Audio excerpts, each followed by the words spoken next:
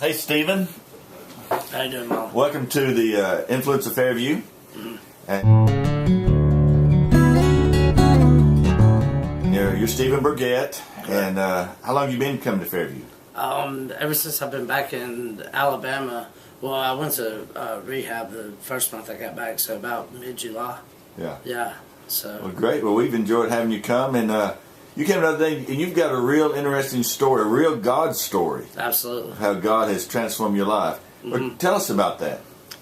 When I was younger, I was in church a lot, and then I found drugs, and I got out of church, and this is I haven't been in church since I was about 12 years old, and I was using a lot, and I had went to I had a couple of suicide attempts, and boy, they've all failed apparently. So yeah, and that's only by the grace of God, you know. And God is good, and He's just reached out to me. And this last suicide attempt, I had eaten a whole bottle of pills, and I was drinking, and I knew that I wouldn't do it because I had tried that the year before. So I decided to get a gun, and I put the barrel right here, and the bullet came out right here. So yeah, and I was in the hospital for like 6 weeks, and 6 months later I'm working again, and my buddy and I went hiking the other day, and I hadn't even been in the woods in a long time. I mean, it's been a long time, and it was just really good. You know, it was just really good, and I mean, He's just blessed me. They said in the hospital that it'll take 6 months to a year from me being in the hospital, and my ex-wife and my family, they're making all kinds of long-term plans for me, and I did need it. Every time I gave up on God, He never gave up on me. You know what I'm saying? Like, He always comes back, and He has weird ways of letting you venture out and stuff like that, but He just never gave up on me. Like when I was a kid, I had spinal meningitis. I was like 18 months old, and then and I sat in the hospital for like 40-something days, and then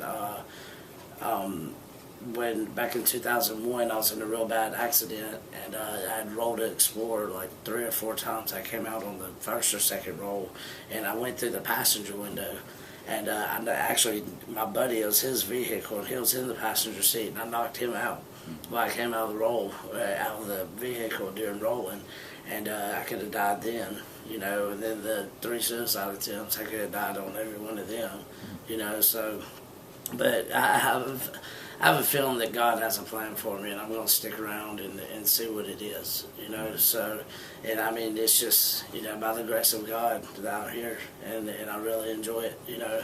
So, and when I was in the hospital, they kept asking me, do you have any suicidal thoughts? I was like, no. I was like, do you want to kill anybody? I was like, no, absolutely not. So I was like, I think God is great. I mean, I'm more involved in church and stuff like that than I have been in 20 years. And back then, I was just going so I could play basketball and stuff like that, you know, just having youth activities. So, but it's just really cool, you know. It's just, I mean, God's amazing, and I'm here. I'm living proof that God's amazing, and I am a miracle. I mean, people try to say you're lucky. I was like, no, I'm really a miracle.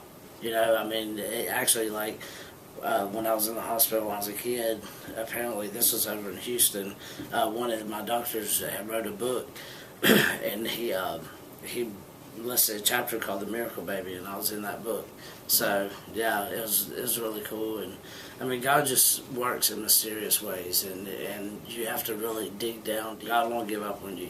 He's got a plan for you, and you should live it out and just let it know, you know.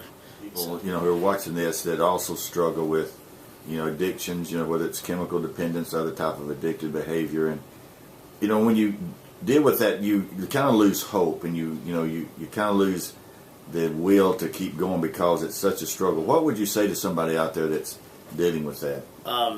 Just whatever you do, put it down. It's not worth it. It will eventually kill you. It might not be immediately. It just might be immediately. But it's a long, miserable death that you're trying to fight, and it's just not worth it. I've been sober for a little over 6 months, and I've been using since I was 12 years old. You know, either alcohol or marijuana or something, you know. So, But I'm getting it back now. Good things are happening to me now, and I'm actually going to get back in school and finish up my degree in computer science. And it's amazing how God works, and He gives you back. It's not, I lost everything. The only thing I still have is my Jeep.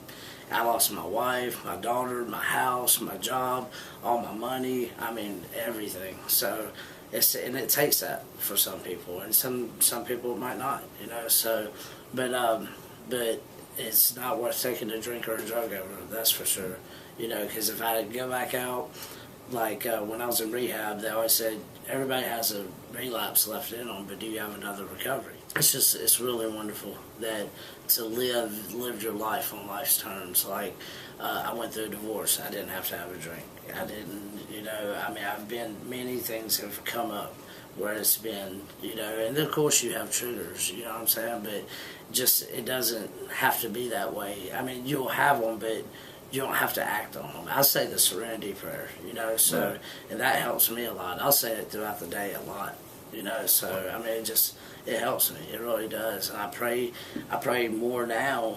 I pray in the morning when I wake up to ask God to keep me clean and sober and give me His will and give me the strength to carry that out.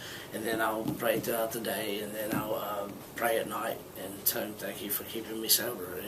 And what I can't do, God will do for me. God will do for me what I can't do myself, and it's just true. I mean, it's very true that God's amazing, and I'm living proof. I'm just happy that I'm here, and I'm happy I'm alive, and I'm happy I'm sitting here a little over 6 months after I had shot myself. I'm sitting here and I'm doing this testimony. And I mean, they say 5% of people that take a bullet through the brain, 5% live, and I don't know what the percentage of is this recovery. Right. So it's amazing. And the bad thing about when I decided this last suicide attempt, my ex-wife and I had been fighting a lot and arguing a lot, and she actually quit school the day before I did it. That was a Wednesday, and I did it late Thursday night, and that Friday was my daughter's 3-year-old birthday. Oh. And that was really hard, and and I missed that birthday, and I don't plan on missing another one. Right, you're gonna be there. Oh yeah, for sure. I'll be there clean and sober, and there's nothing like being clean and sober. It's just, I had to take a drug test earlier at work, and I passed it, and I didn't have to worry about it. Didn't have to worry about it, did you? Nothing, man. Not at all, and it felt great. It just really felt great. So. Hey, you lost so much, and yet you say that you're blessed. Mm-hmm.